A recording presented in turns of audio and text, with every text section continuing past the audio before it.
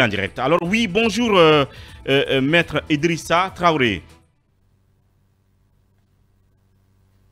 Allô? Oui, je ne vous entends pas très bien malheureusement. Et nous vous entendons 5 sur 5. Est-ce que vous m'écoutez? Est-ce que vous me recevez? Oui, oui. Oui, je vous entends mieux maintenant. Voilà, alors, donc nous faisons un peu le bilan du procès, du lancement du procès du 28 septembre, un an, jour pour jour. Vous êtes donc de secrétaire général de la FIDH. Quelle lecture vous pouvez faire justement de ce procès depuis un an? Malheureusement, je n'ai pas entendu la question parce que je pense que le réseau n'est pas Le très bon. réseau n'est pas fiable. Je me répète, nous faisons le bilan. Si vous m'entendez bien, quelle est votre lecture? Oui, je vous entends mieux maintenant. Voilà, quelle est donc votre lecture, votre bilan de ce procès? Oui, déjà, il faut dire que comme tous les acteurs et tous les observateurs, nous avons salué l'ouverture déjà de ce procès il y a un an.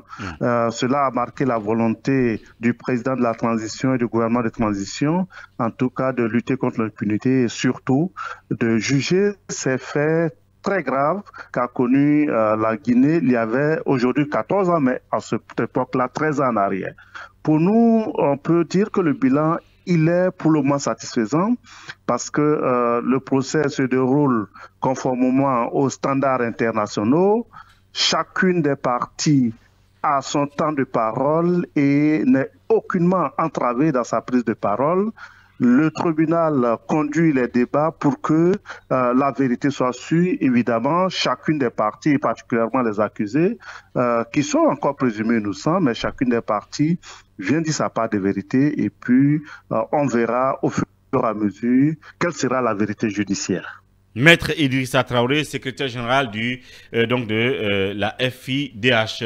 Diarra Girassi, une autre question. Alors, ce procès, dans son organisation, a fait face à des balbutiements dus notamment à la fronde des magistrats, mais aussi à cette question d'aide juridictionnelle. Qu'est-ce qu'il faut aujourd'hui pour pouvoir faire face à tous ces problèmes, à la reprise du procès pour éviter d'éventuels manquements?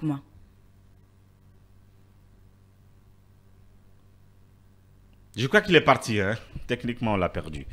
On va chercher à reprendre Maître Idrissa Traoré. À sa suite, il y aura effectivement Maître Amadou Desba, avocat de la partie civile, Maître Pépé Antoine Lama, avocat de Moussa Dadis Camara.